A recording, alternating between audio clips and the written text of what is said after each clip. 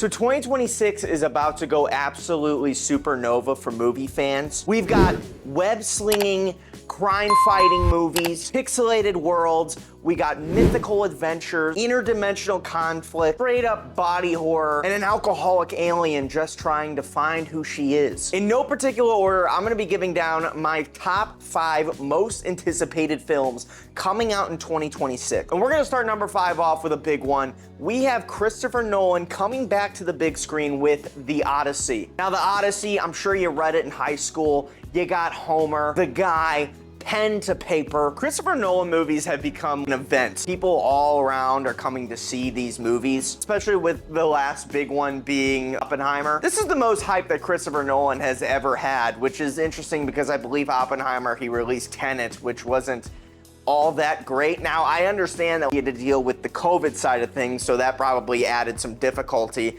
But after Oppenheimer, for Christopher Nolan's next movie, doing The Odyssey was not exactly one that I expected him to do. But seeing a modern version of The Odyssey with this star-studded cast, you got Matt Damon playing Odysseus, Tom Holland is in this movie, John Bernthal's in this film, Zendaya's in this film, Robert Pattinson, Anne Hathaway. It's a pretty dope cast, and I'm actually really excited to see what Christopher Nolan does whenever having to take like an iconic novel slash with like the Homer like writing style and the Odysseus storyline. That element of writing with the hero's journey and everything it is, it's sprinkled in every movie, and elements of that are everywhere. So I think it's gonna be really interesting to me how the biggest director in Hollywood right now does something where like the original form of storytelling kind of comes from into this new Odyssey movie. It should definitely be really, really good. I'm highly intrigued to see it. Number 4, some body horror coming at you.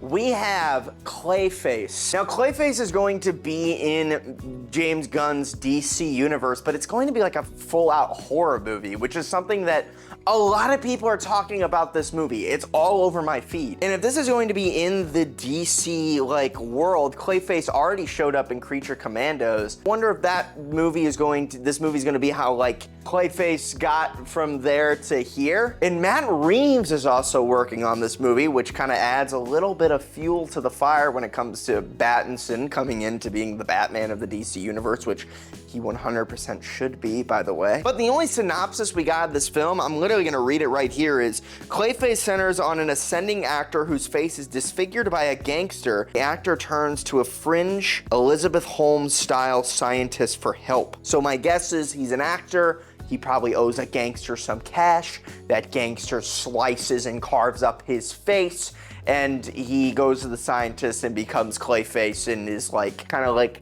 morphing and destroying and changing his face. It's gonna be brutal, especially the scene where the gangster is gonna get a hold of him and carves up his face. It's gonna be really hard to watch. But as of late, James Gunn is super kind of into that like really dark backstory stuff. It kind of reminds me a lot of like the Dr. Phosphorus thing that they did in Creature Commandos, where he was framed for killing his family.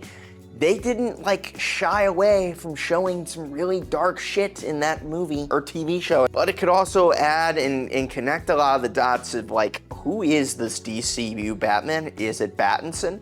I guess we'll find these things out, because Clayface is coming out sooner than you think, and even before the Batman Part 2, Clayface is coming out next year. Coming in at number 3, I have the cousin of Kal-El, Supergirl. Starring Milly Alcock, this is going to be a continuation, like I guess is when she was in the post-credit scene of Superman, she is literally walking out to go into her new movie, which is going to be taking direct inspiration and adapted of the Woman of Tomorrow storyline. Now the Woman of Tomorrow storyline is all about Kara kind of like going to different worlds and just getting plastered drunk and causing all sorts of chaos and wreaking havoc, and Krypto's gonna be with her, which is all great.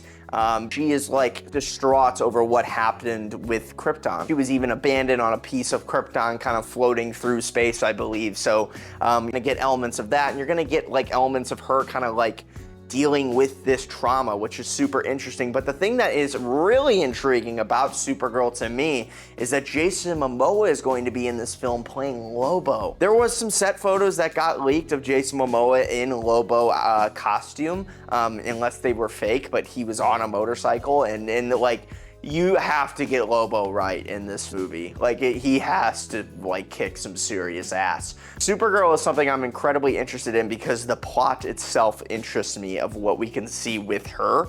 That confrontation between her running into Lobo, which I'm assuming Lobo's not going to be a giant character in this movie, like more of just like on her space adventures, just happens to run into him and he's going to cause some shit for about 20 minutes. Excited to see how that looks. Coming in at number 2, we talked about this a couple weeks ago. This is going to be Spider-Man Brand New Day. This is going to be the 4th installment of Tom Holland's Spider-Man franchise, the start of the new trilogy. It's gonna have John Bernthal in this film. It's gonna have the Hulk in this film. It should be all over your feed of all the set photos, the new suit, everything looks great. They were filming in Glasgow, a huge action scene. There's footage of Tom's stunt double, or maybe even Tom himself in the suit, swinging back and forth. We finally have live sets and live stunts. It's so peak. Everything about it is so peak. And they finally fixed it. We're thank God that they put it before Avengers Doomsday so we don't have to deal with all this cosmic bullshit. And Destin Daniel Cretton is the director. This is going to cook in more ways than one. I've already talked about Spider-Man Brand New Day in my last video about Spider-Man Brand New Day. You should go watch it.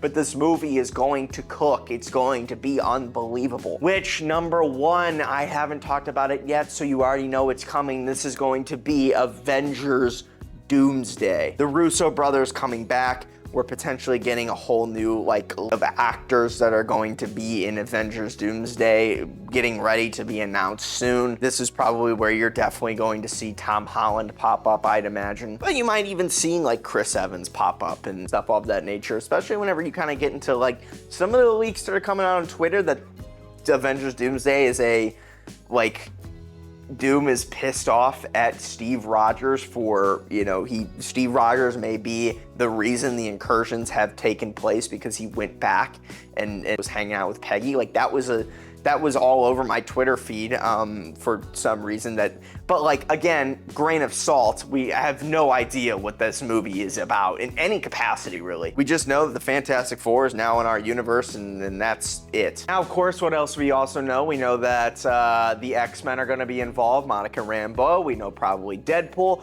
There's been some big news about Ryan Reynolds' Deadpool being involved in this with all the He posted a picture of like the anarchy symbol over the Avengers flag type of thing. So he's obviously going to be involved in this in some capacity, him and Wolverine, which if the X-Men are in it, and my guess is Secret Wars, everybody's going to be in this. I mean, everybody. But Doomsday is supposed to be the movie that kind of sets up going into that. And the Russos tend to have this thing that they do very well wherever they can take a really big concept and kind of bring it back down to reality with a really simple story that makes the movie work. If you try to go grand with this and big and throw it everywhere, it's not gonna get a good movie out of it. My assumption is that Avengers Doomsday is going to follow mostly Victor Von Doom, similar to how Infinity War mostly follows Thanos.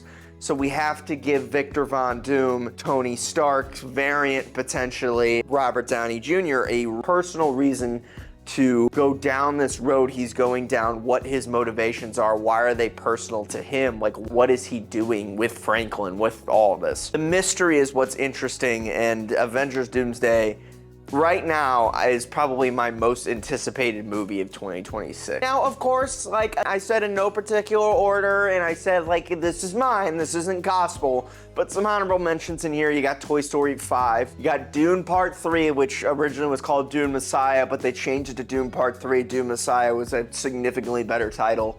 Thanks for fucking that up. The second installment of the new 28 Years Later trilogy, as well as, I guess, a Zelda movie, potentially. Oh, wait, nope. Zelda's 2027. But yeah, shaping up to be absolutely wild. What is your most anticipated movie of 2026? Is it The Odyssey? Is it Avengers Doomsday? Is it Supergirl? Is it Spider-Man? It feels like with a big slump of superhero movies that have come out, and we're not gonna get another superhero movie at least in the Marvel universe until July of 2026. 2026 is shaping up to be a pretty big year for superhero films, with some really good bangers on the way. So let me know what you think. What are your most anticipated movies of 2026? Like this video if you enjoyed. Click subscribe, click the notification bell, and we'll see you guys in the next one. Peace, love, adios, and bye-bye.